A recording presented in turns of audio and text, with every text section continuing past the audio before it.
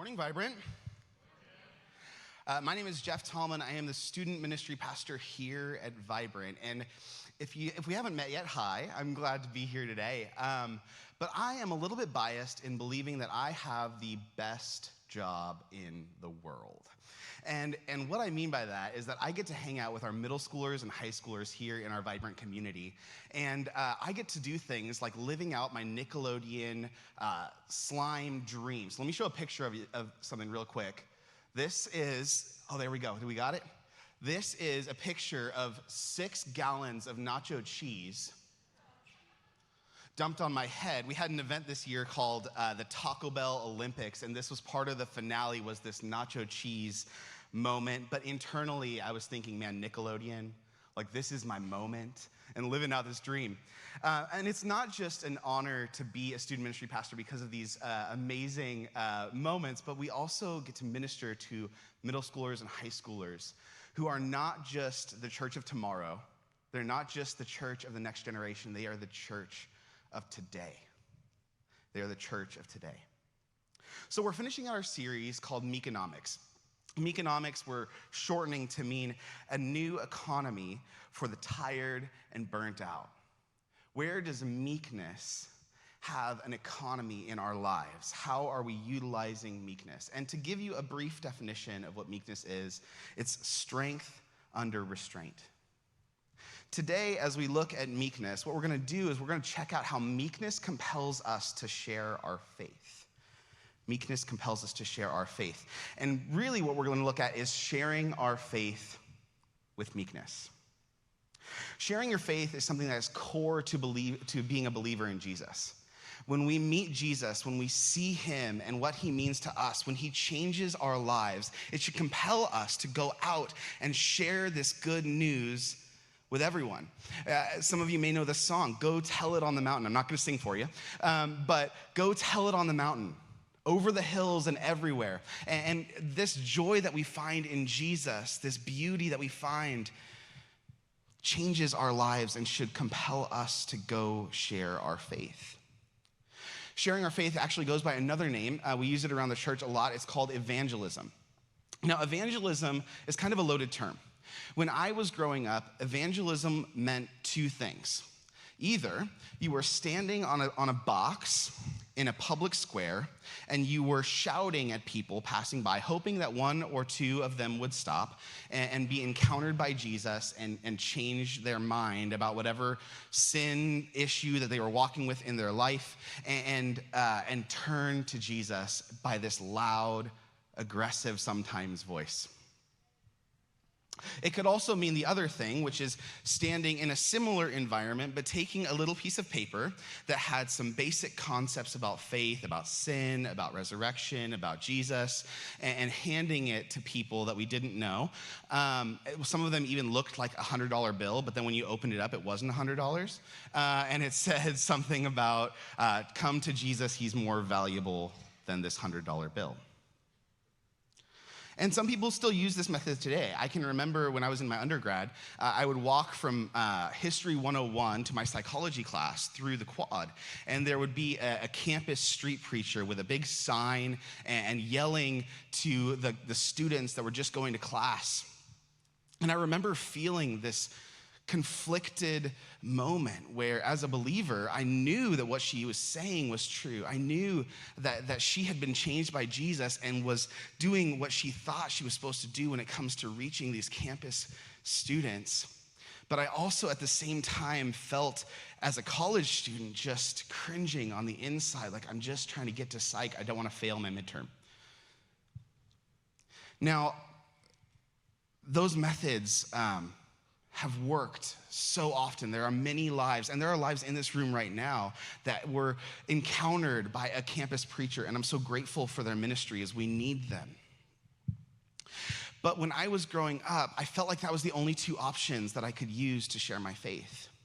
And as a believer, as somebody who was actually changed by Jesus and encountered him, I felt like in some way I was missing it because, believe it or not, there was a time when I was terrified to speak in public.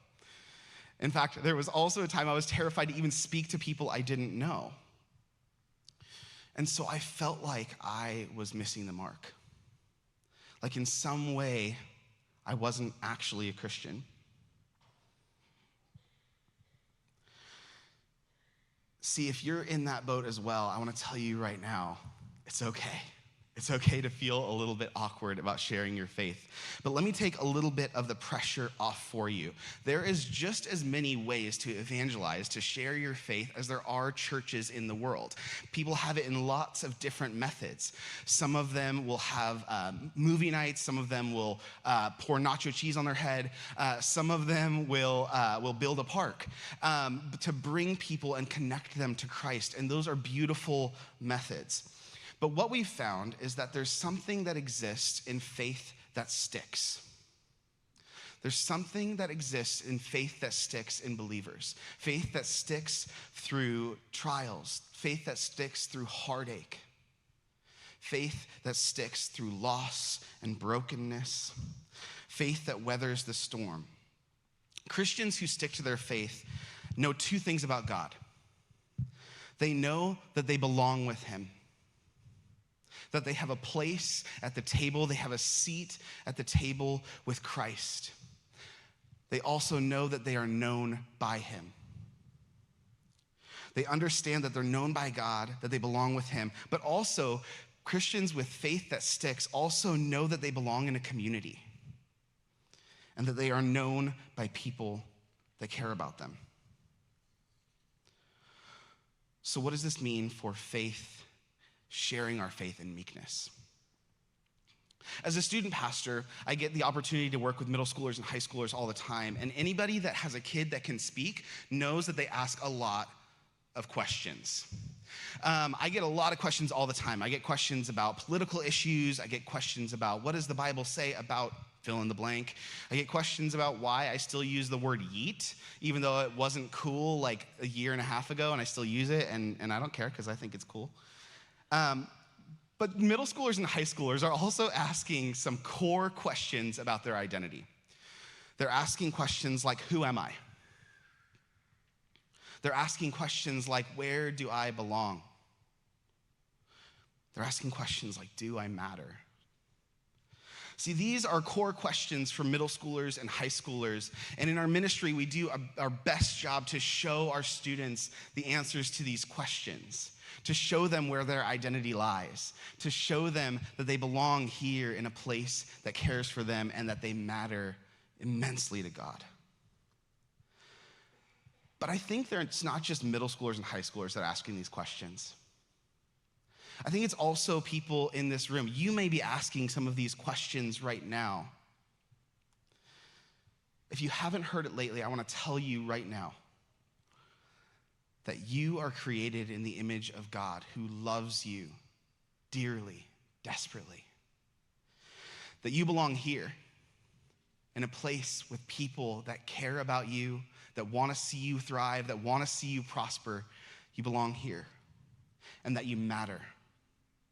You matter here at Vibrant. Your voice matters, your opinion matters, your presence matters. The fact that you're here matters. Friends, this is the place where meekness meets evangelism. This is the place where meekness meets evangelism. So if you have your Bibles with you, you can turn to Luke 19, 1-9. We're going to look at a story of Jesus interacting and showing us, modeling for us what this means, this meekness in evangelism. It's the story of Zacchaeus. Some of you may know this story. Maybe you know the song. He was a wee little man was he. But in Luke 19:9, we get to see how Jesus interacts with this guy Zacchaeus and how life change happens when meekness meets sharing your faith. So let's read together. Jesus entered Jericho, yes, that Jericho, and made his way through the town. There was a man named Zacchaeus, and he was the chief tax collector in the region and had become very rich.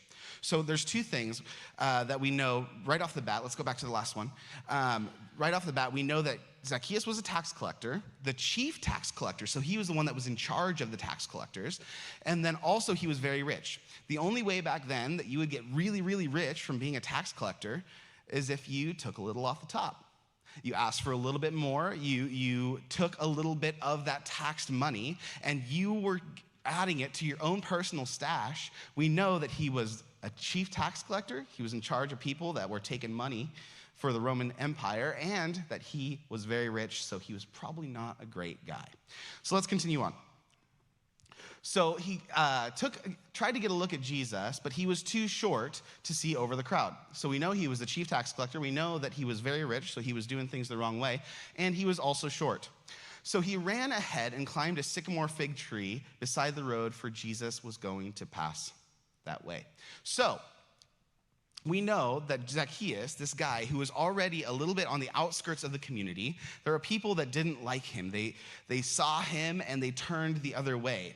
He already felt like an outcast. There was nobody saving a seat for him at the road so that he could have a view. They knew he was short, so he had to climb a tree, and his hope was that he would just catch a glimpse of Jesus as Jesus was passing. Sometimes I feel like we, as outsiders, just hope that we get to catch a glimpse of Jesus as he's passing. Let's see what Jesus does.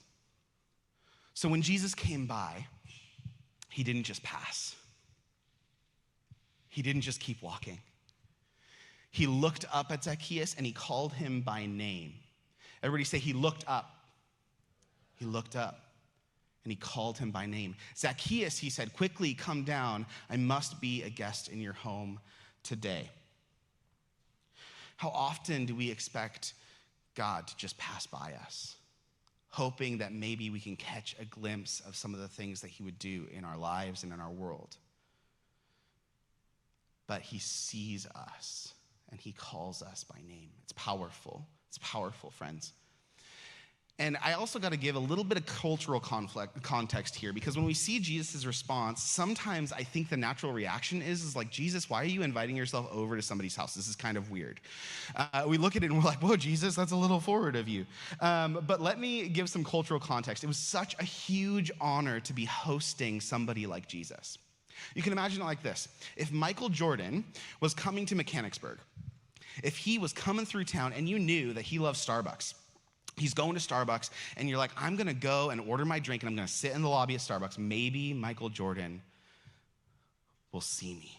Maybe I could see him, the legend, the myth. And not only does Michael Jordan go to that Starbucks that you're sitting at, that you're waiting for, but he sees you, he knows your name, and he says, hey, I need a place to stay tonight. Can I stay at your house? Who would not share this on their Twitter, on their Facebook, on their social medias and say, yo, Michael Jordan's staying at my house. I gotta go clean, or whatever. Like, I'm not sure how you would react personally, but I know that we would be making lasagna. Like that would happen that night. So Zacchaeus gets to host Jesus. The honor is given to him. Let's continue on and see what happens.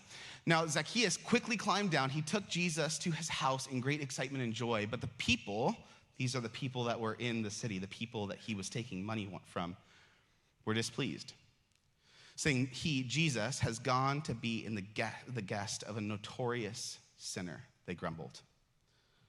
Let's continue on. And meanwhile, Zacchaeus stood before the Lord and he said, I will give half of my wealth to the Lord, and I have cheated people. If I have cheated people in their taxes, which he had, I will give them back 4 times as much. And Jesus says, salvation has come to this home today. In a situation where Jesus could have easily passed by on his way, he had lots of people he could have spoken to. He had miracles to do in that city. He had lives to change. He stopped. He looked up. He saw Zacchaeus and he called him by name. The impact that it has when we stop, when we see, and when we call by name is a life changed. It's a life changed. Jesus, in essence, is saying this. He's saying, I know you, and you belong with me. I know you, and you belong with me. Here's the truth, friends. Meekness, it opens the door for people to know who Jesus is and for their lives to be changed by him. Meekness opens the door for people to know Jesus.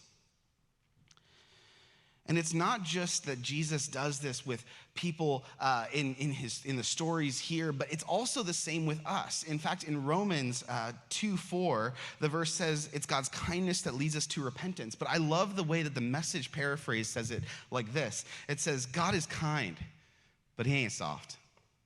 In his kindness, he takes us firmly by the hand and leads us into radical life change. It's what he's speaking to us right now. He knows our lives. He knows the things that we struggle with. He knows that brokenness, that part that you feel like won't be fixed.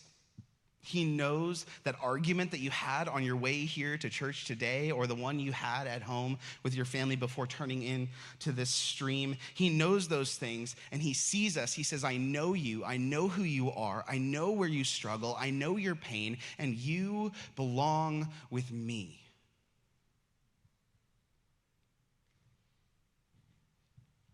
I know you, and you belong with me.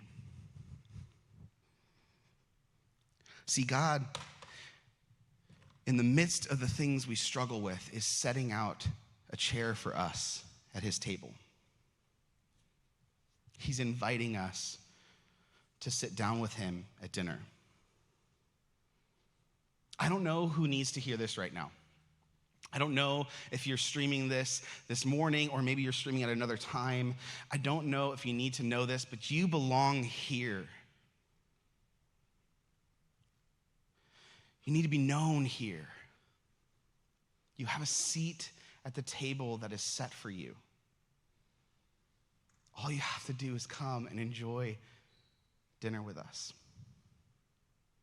It's this gentle invitation that Jesus gives, that meek invitation that Jesus gives, that leads us into radical life change.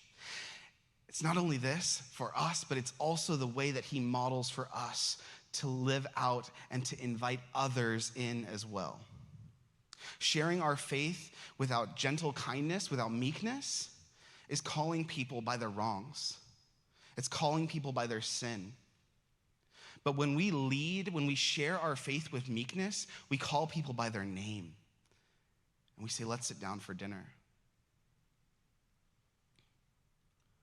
Jesus, without meekness, would have just called Zacchaeus out instead of asking him to a meal. This chair is important for our student ministry. It's important because at the beginning of the school year, I explained to our students that God, he has invited us in. He made room at the table for us. He set an extra chair out at the dinner table.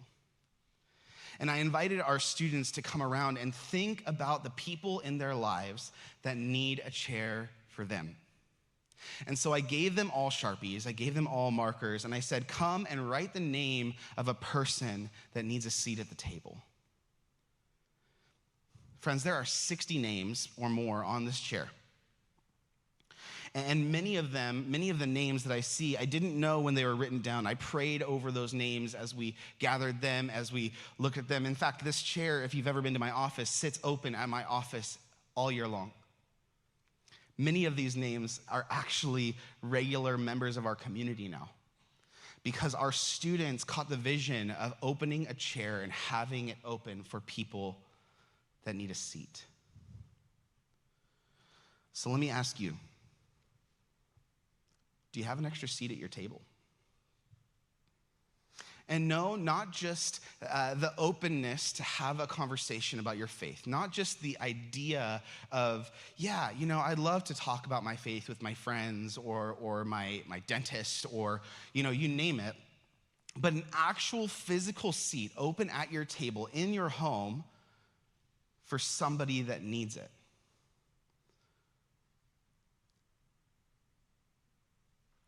Do we have a seat open for the Zacchaeuses in our lives?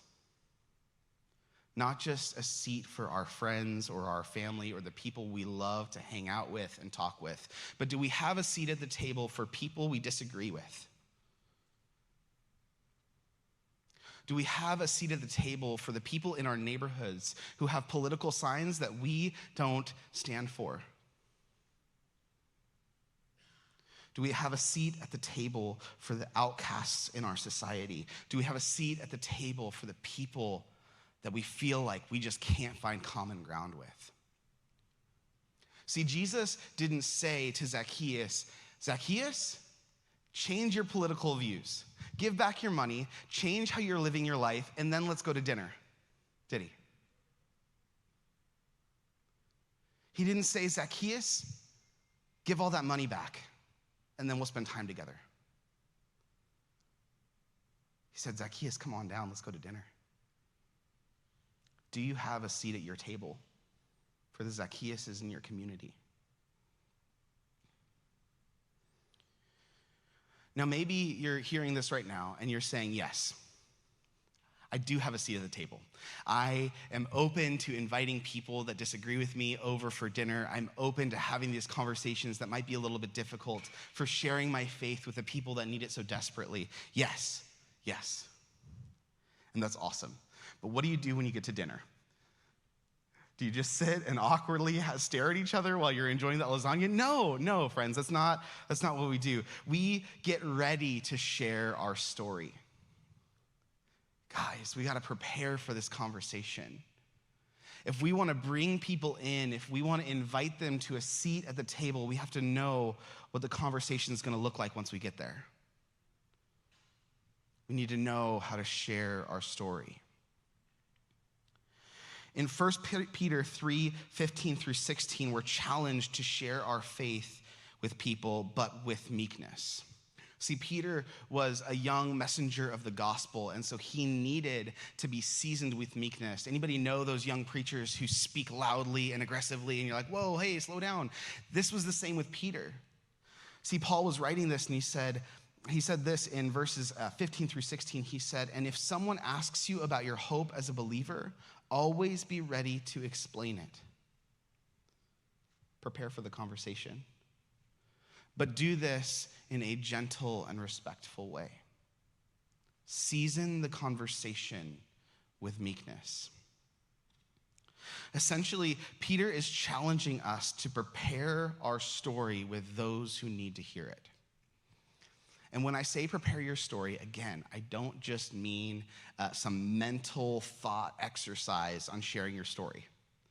Practice, friends. Practice with your spouses. Practice ministering and sharing your story with your children. Practice. God met me when I needed him. He changed my life, and therefore, I live differently.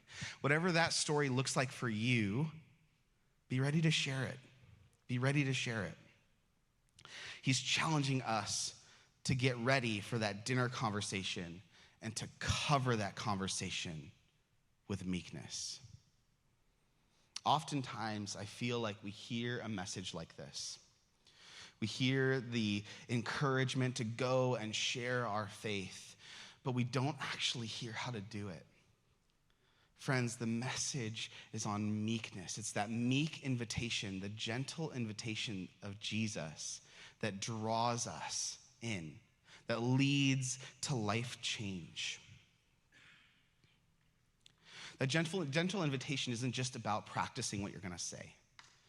I heard a friend say one time, he said, God gave you 2 ears and 1 mouth, which means we should be listening twice as much as we're speaking. The meek invitation of God is also the meek invitation for us to listen more than we speak. Listen to the stories of the people we're inviting to the table.